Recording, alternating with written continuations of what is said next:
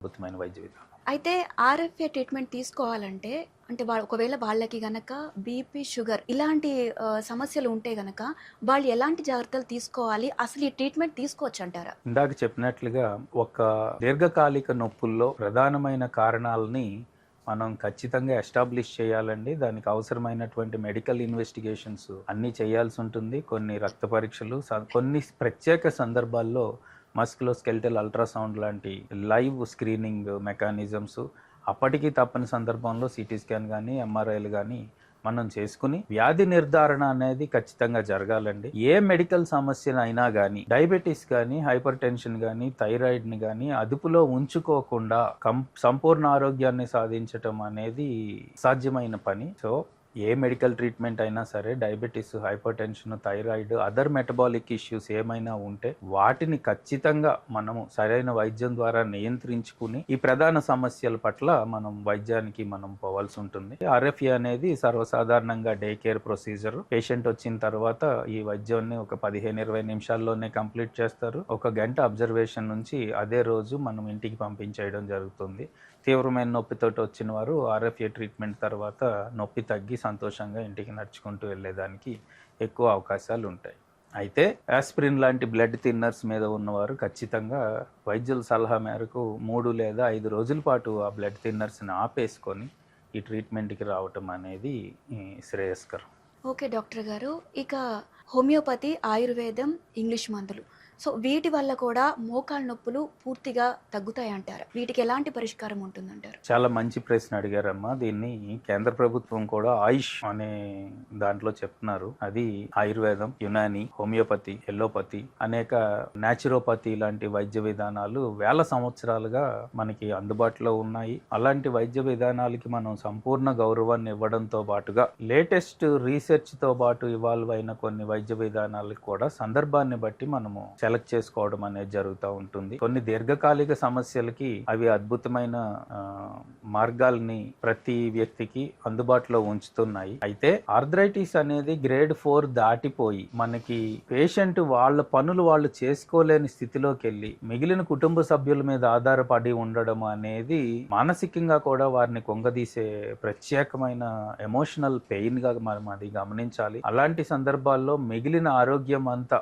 బాగున్న వ్యక్తుల్లో తప్పని పరిస్థితుల్లో టోటల్ నీ రీప్లేస్మెంట్ అనే వైద్య విధానాల ద్వారా తిరిగి యాక్టివ్ లైఫ్ స్టైల్ వాళ్ళు సాధించుకోగలిగినట్లయితే వాళ్ళు ఆధారపడలేదు, మనం చేసుకోగలుగుతున్నాం అనే సంతోషంతో ఉండగలుగుతారు. సంతోషకరమైన కుటుంబ జీవనాన్ని మనం గడపగలుగుతారు కనుక అవి గమనించాలి. అంతేకాకుండా ఆయుర్వేదం లాంటి దాంట్లో ప్రక్రియల్లో కూడా శస్త్రచికిత్స వేల సంవత్సరాల నుంచి అందుబాటులో ఉన్నది కనుక ఆయుర్వేదం అంటే శస్త్రచికిత్స లేని మసాజ్లు అనే అపోహలు కూడా వాస్తవం కాదు. వాటికి మనం తగిన గౌరవాన్ని ఇవ్వాలి. అయితే ఏ కండిషన్లో, ఏ స్టేజ్లో, ఏ విధానంలో ఎక్కువ మందికి ఉపయోగం కలుగుతుందో అనేది మనం నిపుణుల్ని సంప్రదించి వారి సలహా మేరకు మనం వెళ్ళడం అనేది ఎప్పుడూ ఆమోదయోగ్యమైన విధానం. ఓకే డాక్టర్ గారు. సాధారణంగా కొంతమంది మోకాళ్ళ నొప్పితో బాధపడుతున్న వారు సర్జరీకి వెళ్ళడానికి భయపడుతుంటారు. సో అలా సర్జరీ లేకుండా మోకాళ్ళ నొప్పులు తగ్గించొచ్చంటారు? చాలా మంది దీర్ఘకాలికంగా నొప్పులకి టోటల్ నీ రీప్లేస్మెంట్ అనే సూచన జరిగినప్పుడు వాస్తవంగా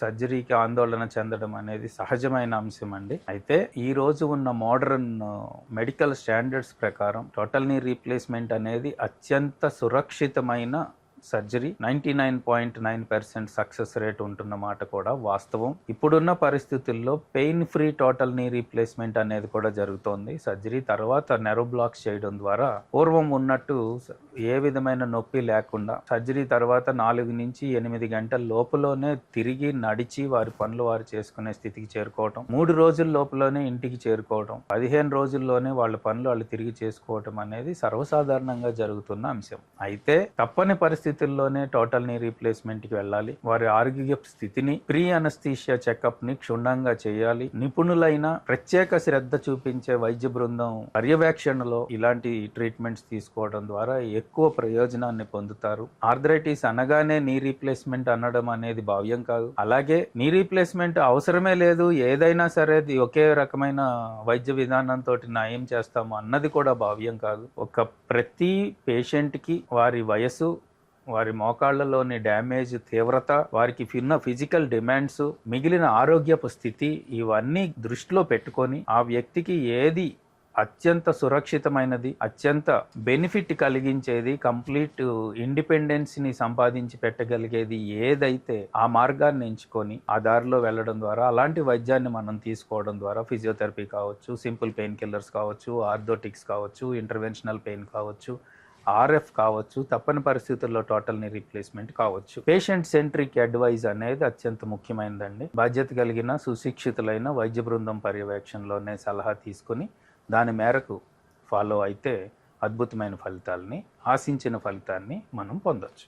రైట్ డాక్టర్ గారు. అలాగే మీ హాస్పిటల్కి రోజు ఇలా సమస్య ఉన్నవాళ్ళు, అంటే మోకాళ్ళ నొప్పులు ఉన్నవాళ్ళు ఎంతమంది వస్తూ ఉంటారు? వాళ్ళు హ్యాపీగా తిరిగి వెళ్ళడం అనేది మోకాళ్ళ నొప్పులు లేకుండా మీరు ఎంతమందిని చూశారు? మాకు ఈ మోకాళ్ళ నొప్పుల్లో 15 సంవత్సరాల అనుభవం ఉందండి. ఇంగ్లాండ్లో ట్రైన్ అటువంటి interventional pain consultants, physicians, physiotherapy team, orthopedic surgeons, spine surgeons, ఇలాగా ఒక specially interested well trained team పర్యవేక్షణలోనే ప్రతి ఒక్క పేషెంట్ కి క్షుణ్ణంగా మేము ఎగ్జామ్ చేసి వారికి ఏదైతే అత్యుత్తమ ఫలితాన్ని ఇస్తుందో అది మనం చెప్పడం జరుగుతూ ఉంటుందండి. మాకు ఎక్కువ మంది పేషెంట్స్ తిరిగి చాలా మందిని ఇక్కడికి తీసుకురావడం అనే దాన్ని మేము సంతోషంగా పరిగణనలోకి తీసుకుంటాము. అయితే దీర్ఘకాలిక నొప్పుల విషయంలో వైద్యం చేసిన తర్వాత కూడా వారు తీసుకోవాల్సిన జాగ్రత్తలు తీసుకోవటం, షుగర్ బీపీని కంట్రోల్లో పెట్టుకోవటం, వాళ్ళ ఫిట్నెస్ని కాపాడుకోవడం, ఆహారపు అలవాట్లని, జీవన శైలిని అనుకూలంగా మార్చుకోవటం ద్వారా తీసుకున్న వైద్యానికి ఎక్కువ బెనిఫిట్ని పొందగలుగుతూ ఉంటారు. అలాగే డాక్టర్ గారు,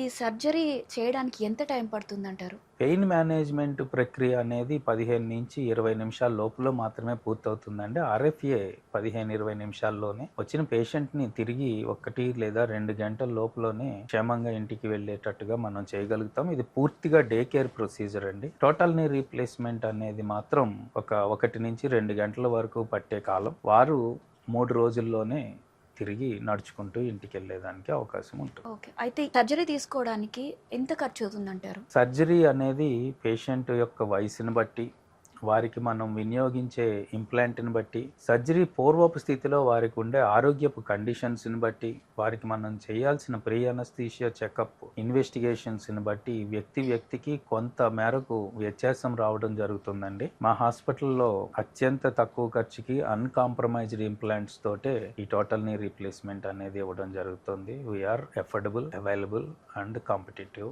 విత్ హై క్వాలిటీ కేర్. అయితే ఈ సర్జరీకి ఏమన్నా సిట్టింగ్స్ ఉంటాయంటారా, లేకపోతే 1 సిట్టింగ్లో ఫినిష్ అవుతుందంటారా? టోటల్ నీ రీప్లేస్మెంట్ అనేది ఒక్కసారిగానే చేసేదండి. ఓకే. వేరు వేరు ఫేజ్ వైజ్ చేసే సర్జరీ కాదు.